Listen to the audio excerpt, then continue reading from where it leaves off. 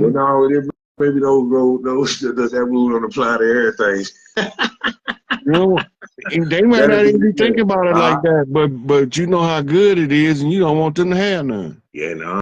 Like I teach my son, man, you don't go around telling everybody about your woman and what you do. You know what I'm saying? My daddy taught me that. Two-way street too. What's that now? Woman real to women. my daughter. Look, real women don't want to tell no. They don't want the other women to know if their man lay that thing down. Yeah, showing pictures and stuff. No, you keep that. My daddy. They don't want. They don't want to. They don't want their girlfriend to be like, "Oh, let me go try." Yeah, that's right. That's right. That's right. Yeah, so maybe that share thing does have a limit on some things.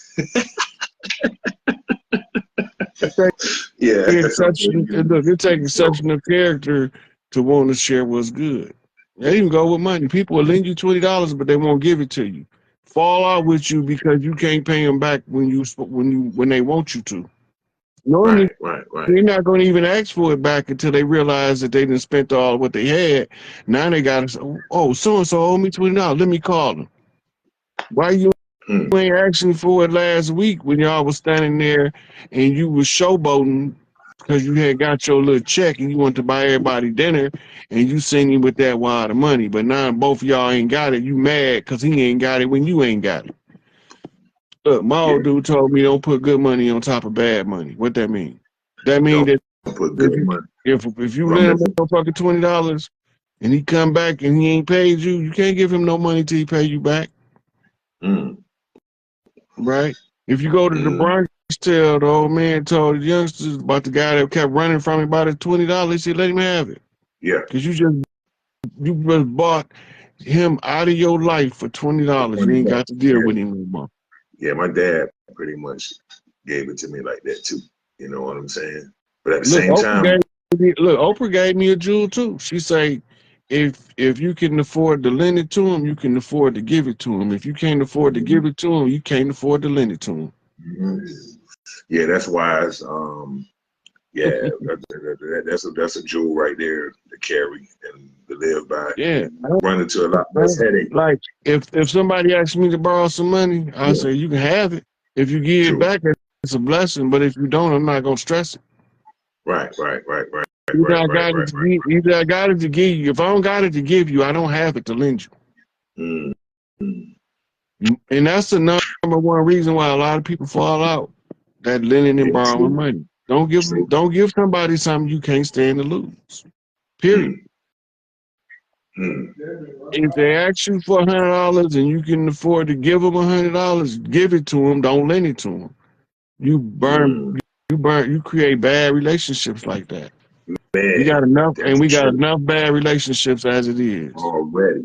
Wow. Yeah, that's part of them damn money magic right there. You know, man, look at wow. Never looked at it. You know what I mean? When gratitude and reciprocity kick in, if you gave somebody something that was in need because you had it, it's gonna come back to you in increments of 10. You don't know what it's gonna look like when it come back, but you might be walking and give somebody $10 today, and then your cousin call you and say, "Hey man, I'm moving. I got an extra car, man. You want it?" You understand what I'm saying? Stuff like that happens. But because we've been taught to have this victim mentality, impoverished, lack mentality, we won't open up the channels of reciprocity and gratitude that allows stuff that we put out to come back to us in increments. Selfishness. Hey, man. Thank you for the jewels, man. I'm all ears, man. Yeah. I'm going to let you drop down, man. Pull somebody else up. I'm probably going to take 2 more before I wrap it up. Hey, boom. Hey, you in there. Right up here. Tell a friend, like the Brady Bunch. The Brady Bunch. The Brady Bunch. So Mr. Rod Hayes, I want to introduce, everybody knows you already, but I always like to give you an introduction. And I always like to kind of get deep into like who you really are. You know what I mean? Because let me just get some gossip off the table. Rod, can I do that? Can I? Yeah, let's get some gossip off the table. Can I release the Kraken? Release the Kraken. Release the Kraken. For those, there's some ladies, Rod, that like to write me about you, and they seem to think that me and you are doing a rodeo. You know what I mean? We're doing a tango, and they're mad at me because they say that you like women. I think they prefer you like men. So can you validate that you're a man that likes, that is I'm a a whole healthy? man. I love women. And me and Flo Burn ain't never been in the same room at the same time in real life. That's what I'm saying. Stop accusing. Just because we talking doesn't mean everything is about that life. You know what I mean? You can't even have a conversation nowadays, Rod. It's like God darn. I, I know I everybody's a almost said trans. some I almost said some real grown gutter in the street stuff right then. Yes. We I gonna was keep close. listen. We gonna keep it PG, but if we gotta go there, we gotta go there. So I just want to tell you, very wicked, very low vibrational females, stop it already. If you have a crush on Rod, write him. Stop writing me. Stop being a No, don't hater. write me. Don't write me because I don't got time for it right now. Don't write me. I ain't got time for it right now. I'm trying to free our people. And He told you all not to contact him. Leave me alone. I told you I'm a trans frog, and now Trump won't let me be that anymore. I told you, you know that, right? I'm a trans, uh, homosexual, gay, white, Jewish man. I just wanted to come out of the closet, but now Trump won't let me be that. He said there's only two genders. Even though he's orange, he's not letting me be who I truly think I am or believe I am with my mental illness. So I just want to put that on the table. look, people, when they don't know where your sources of light from, they try to dim it and they use the most poorest quality of demeaning methods. Hmm. Like stuff that don't even make sense. Sure. They can recognize everybody except they celebrities, they famous cross-dressing celebrities that they think Hello. men and women. They can't recognize them. No, no. They get harder mad you call one of them cross dressers a cross dresser. Oh, they get mad, you know. Now the passports have to say their real sex. You know that, right? They're having conniptions right now that when they're going to get their passports, it actually designates the sex that they were born with. They're very upset, Rod. Well, they shouldn't change what God gave them. Ooh, They wouldn't that's, have a reason to be upset. I know that's right. When keeping it real is keeping it real. Anyway, so Rod, we're gonna wait until we get to 500. So let me dive deep, Rod. So Rod, where are you originally from? Where are you from? Where you roll? Where you come from? Where you be? I was born in Cook County Hospital on November the 10th, 1968. Ooh, We stayed in Chicago for a while. Then we moved to Michigan because my father got a job working as an auto worker. that's right. The automobile industry was big then. Yeah. Yeah. So we stayed in Pontiac for a while. Then we had a family crisis. We ended up moving back to Chicago Mhm. and we stayed there for a little while. Then my mother relocated with the children to Grand Rapids, which is 2 hours northwest of Pontiac. I heard it's really pretty there, Grand Yeah, Rapids. Yeah. we used to love Grand Rapids when we lived there. I still love Grand Rapids. It's a nice city to be in, Yeah. especially now that a lot of the this generation that's coming up now, they colorblind. They can. They They, can they enjoy don't. it. Everybody can be together. Yeah. Yeah. Yeah. That's beautiful. In the 80s, a lot of people don't know after the Vietnam War in the 80s, they Mhm. brought a whole lot of Vietnamese to the Americas that was helping the military. Hmm. And they have a sizable community of them that was relocated up around Grand Rapids. Really? Yeah. I didn't know that. One of my best friends is Vietnamese. Yeah. Yeah. They didn't see color until they got here. Oh yeah, color doesn't exist. Well, isn't it more of a political status? You know what I mean? And It's a military doctrine. mhm. It's, And it's, it's designed to separate groups of people so they're more controllable. absolutely control. And don't you, and we kind of talked about before that the indigenous people that are brown copper skinned people like yourself and myself were originally here, and that they kept redesignating their status, their their status, like as first they were Negro, then they were colored, then Black, you know, something like that, and then African American, Well, to kind of take away their rights to who their original indigenous status in the United States. well, you can't take somebody's stuff. Like if you live it in your house, I can't just move in there without moving you out. Well, you could. You about to get some more hate mail. But look, people can't do that. You can't come to somebody else's land that's inviting everybody in the world. America before Columbus came had an open door policy. That's right. Absolutely. We invited all of the orphans of the world. That's why our in our families that's been here for the longest, you got all skin colors and hair textures. Yeah. And And they don't, blood types. yeah. Yeah. Yeah. And they don't always match up. Like you might have a chocolate brown sister with blonde hair naturally. Mm-hmm. And everybody be like, look at her. She want trying to be white. She dyed her hair. She dyed her hair. No. You see it in Brazil all the time. Brazil is like the mirror to what we are here, to be honest. Like the multiculturalism, the different complexions, you know, but they still have a lot of, you know, racism over there. Yeah. And well, they got colorism. Mhm, mhm.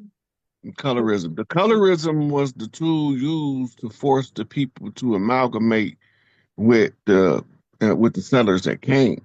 Yeah. They got a term. The term is called Brazilianization. Mhm. And what it means is when the melding pot is melding and you blending all of the ethnic groups together and you finally get a successful blend, they are Brazilianized now. That's right. Because that's where Right? my people came from originally, like the northern part of Brazil and French Guiana, which is Cayenne. And that's what they did. They were just harmonic, and the French, well, actually people don't think, they think it's mostly Portuguese that went over there. It's actually a lot of Italians. Rome didn't dissipate. It just relocated to South America. It But expanded. uh-huh. Everywhere that the Catholic Church has a presence, it's a Roman presence. Absolutely. Rome became the Catholic Church in order to sidestep the political drama. Hmm. They control Democrats, Republicans, socialists, communists. All Jesuits. that's all that's controlled. Those political parties is controlled, or political ideologies is controlled through Rome. The Republic was discussed on the Senate floors in ancient Rome, and this is where Plato get his Plato's Republic. And they talked about the styles of government way back then, and they was trying to find one that would work on large groups of people from different backgrounds. Mhm. So when they told us Alexander conquered the world, he didn't literally conquer the world.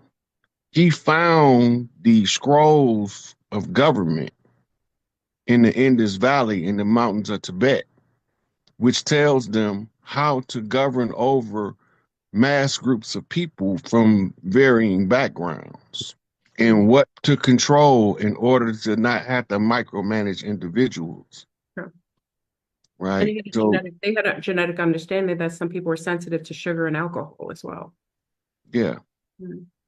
If you go back to the Aztec um, paintings, you see that they was taking alcohol enemas. They was preparing for somebody to bring alcohol over here Mhm. Mhm. because it wasn't a common staple to the people over here. We wasn't alcoholics. That's right.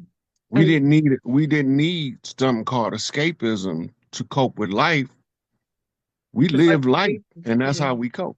absolutely. And also just with my genetic background, you know, bees are hypersensitive to sugar, and they had an understanding that the indigenous here had a sensitivity, didn't have an enzyme. So what is perceived to be addiction to alcohol is just an allergy that has a really good feeling. So bees are hypersensitive to it. And we know we have a high concentration of A bees in the United States and throughout Central and South America.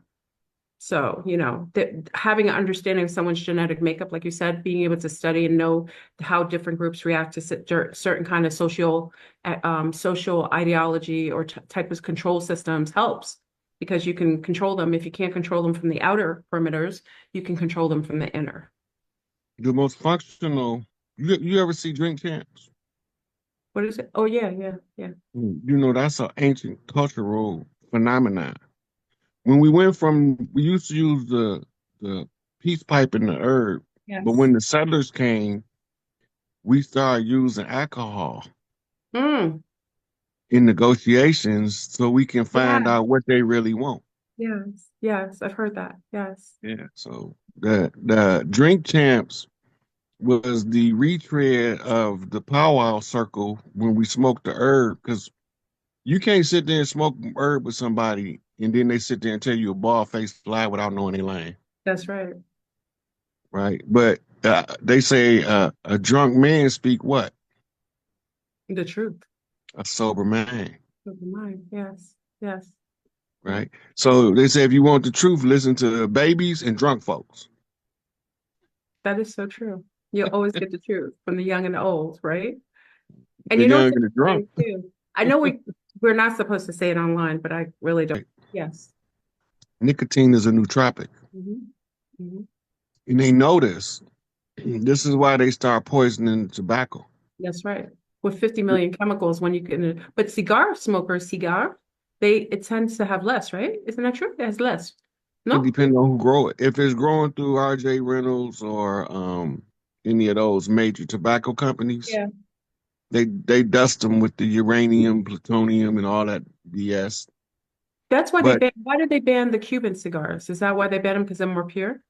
no, No? the Cuban cigars was banned for economic reasons. They was trying to strangle the economics of Cuba Okay. totally. Okay. And Strong arm. it wasn't just the Cuban cigars. Remember, Cuba was a primary exporter of sugar and pineapples. Absolutely. Yes. And Yeah. all of that was stopped under the embargo. They just now started relaxing the embargoes on Cuba in the 2000s. They've been under embargo since the 50s. Yeah. And they still That's have. why when you look like you go in a time warp when you go to Cuba. Oh yeah, it's amazing. People, it's a beautiful place to visit. And my grandmother actually was there. My mother's mother lived there for like 15, 12 to 15 years. It's a Mhm. beautiful place, you know. It's a Yeah. communist country. People don't realize it, you know, they control the food, the distribution of the food, but the culture is still very, you know, very intact, you know. That became a necessary part of government to control the food because when the embargoes was put on them, you got to remember when Castro and Camilo and Che Guevara took over Cuba, they took a lot of stuff from American mafiosos. One of the retaliatory things they did was burn crops. Hmm. As a way to control the ability to be able to export it or import it or utilize it for their people. Well, what they was trying to do is starve out the army, which is made up of the people in the grassroots. Hmm. Hmm. And they wanted to, they said, anybody know about guerrilla resistance around the world for the last 80 years? It's a term they use, beans and bullets. That means feed the people and protect the people. If you want to interrupt that, you have to interrupt either the firearm supply or you had to interrupt the food supply. Hmm. So like with Castro, one of the first things he did was seize the armories of the government so Oh. that they could have the weaponry to fight back. Hmm. And they was raiding government um, auxiliaries that housed the firearms to arm the soldiers to fight the resistance. Didn't know that. Yeah. So um, the when they realized they got enough guns to fight us, so when they leave, okay, well, what's the next thing? Get rid of the food. So they was burning crops. Hmm. You know, Kind of like what they're doing to us now. now they're getting rid of GMOs. You think that's what it is? They're getting rid of all They have to. They yeah, can't give it back to us with toxic food. it's true. So you're So yeah, for the last 3 years, you can look up chicken farms that done caught fire, yeah, all the um, yeah. slaughterhouses that done caught fire. silos that were taken out. Yeah. Yeah. All of these different stuff. So the farmer, it got two options. Government been subsidizing GMO foods, steroid-based foods, toxic foods. Mm-hmm. Now, if you want to make money as a farmer, this stuff is no longer going to be permissible. You got two options. If you just stop farming and let it die off, you're going to go broke. Absolutely. But you got another option. You've been paying insurance for 80 years. What? You've been paying insurance for 80 years. Why not collect? Oh, stop. Not Oh, only that, you got to remember, FDIC is trying to patch all of the places the BRICS is forcing the US dollar out yeah, of. absolutely. You heard So of their insurance company is leaking bad. That's why they keep coming up with this 250 billion missing here and 100 billion. That's because they can't collect on the interest, or we call it inflation. They can't collect on the inflation of the dollar when it's being forced back home and nobody's using it. The dollar is contingent upon circulation. That's right. That's This what is they what, stimulated. It was stimulating the economy. Yeah. yeah. And so what do they do to stimulate the economy? They give out massive grants. Yes. They give out massive grants, but we normally didn't get the grants. No. When they created something called the United Nations, then they found out that they can create super grants if they gave it to foreign interests. Entities, yeah.